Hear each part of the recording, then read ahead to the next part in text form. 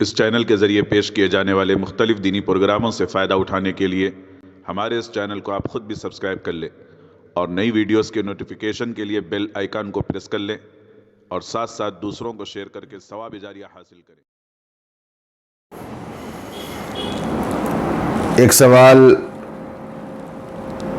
جہیز میراث سے متعلق ہے۔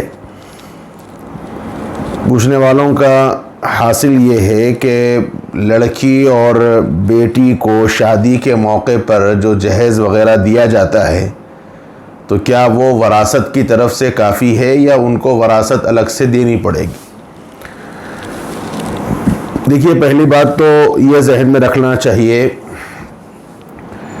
کہ شادی اور بیاہ کے موقع پر لڑکی کو باپ کی طرف سے جو کچھ بھی دیا جاتا ہے وہ تحفہ ہے، وہ ہدیہ ہے، میراث کا وہ بدل نہیں ہے۔ کیوں؟ اس لیے کہ قرآن نے، حدیث نے لڑکیوں کے لیے باضابطہ میراث دینے کی بات فرمائی ہے۔ لڑکیوں کا حصہ متعین کیا گیا ہے۔ یہ نہ صرف یہ کہ جہالت ہے بلکہ یہ حق تلفی ہے، سراسر ظلم ہے کہ باپ کی طرف سے لڑکیوں کو وراثت نہ دینا اور یوں کہنا کہ شادی کے موقع پر جو کچھ دیا گیا وہ وراثت کا حصہ ہے، یا بھائیوں کی طرف سے یہ کہنا کہ ہمارا کوئی حق نہیں ہے، تمہارا کوئی حق نہیں ہے، جو کچھ شادی کے موقع پر تمہیں دے دیا گیا بس وہی کافی ہے۔ یہ سراسر ظلم ہے، جہالت ہے، اللہ کے پاس اس کی پکڑ ہوگی۔ یہ بنیادی طور پر یہ بات ذہن میں رکھنا چاہیے کہ احادیث شریفہ کے اندر میراث نہ دینے والوں کے لیے بڑی سخت وعیدیں بیان کی گئی ہیں، بہت سخت عذاب دینے کی بات فرمائی گئی ہے۔ اس لیے جہاں یہ ضروری ہے کہ ایک باپ، ایک بھائی اپنے بہن کو، ایک باپ اپنی بیٹی کو اپنے ملنے والے مال میں وراثت کے طور پر حصہ ضرور دے۔ دو چیزیں ہیں، ایک وراثت ہے اور ایک زندگی میں دینا ہے۔ اگر کوئی باپ زندگی میں، کوئی ماں زندگی میں اگر اپنی اولاد کے درمیان وراثت تقسیم کرتی ہے، کوئی باپ اپنی زندگی کے اندر اولاد کو حصے دینا چاہتا ہے تو پھر ایسی صورت میں جو وراثت کی ترتیب ہے، یعنی لڑکے کو ڈبل اور لڑکی کو سنگل، یہ نہیں ہوگا، بلکہ زندگی کے اندر اگر باپ اپنے بچوں کے درمیان جائیداد کی تقسیم کرتا ہے تو سب کو برابر برابر ملے گا، لڑکے کو بھی برابر ملے گا، لڑکی کو بھی برابر ملے گا۔ وراثت اصل میں کہتے ہیں انسان کے انتقال کے بعد، انسان کے مرنے کے بعد اس کا مال اس کے وارثوں کے درمیان جو تقسیم ہوتا ہے اس کا نام وراثت ہے۔ اور وراثت میں شریعت نے حصے متعین کیے ہیں کہ لڑکے کو دگنا دیا جائے گا، لڑکی کو سنگل دیا جائے گا۔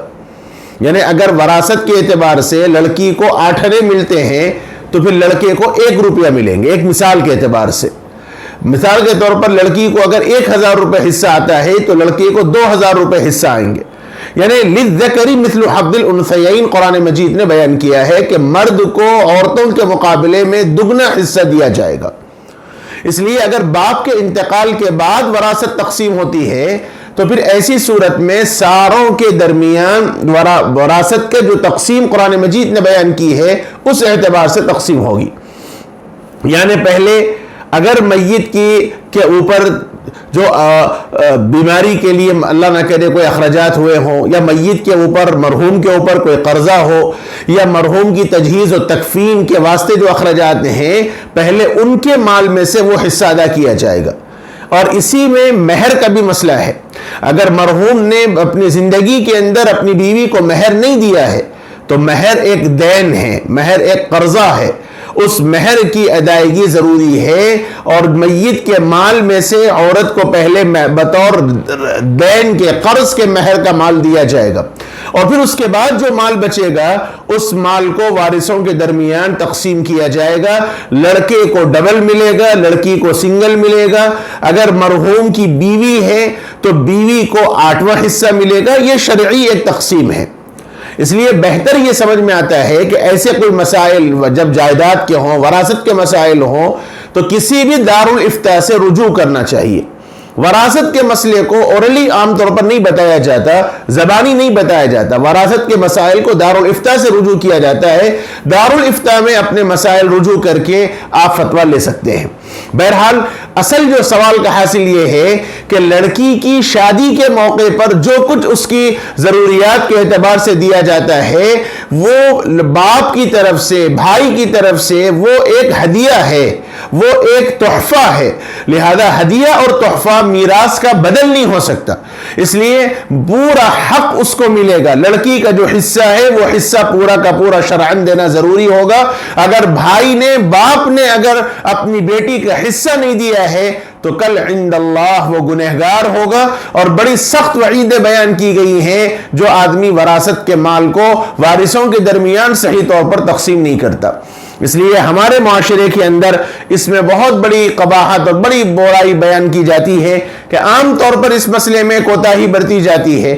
اس لیے بہنوں کا، ان کا پورا حصہ ان کو دینا چاہیے، اور جو وراثت کی تقسیم ہے اس اعتبار سے تقسیم کرنا چاہیے، ورنہ اللہ کے پاس بڑی سخت پکڑ ہونے والی ہے۔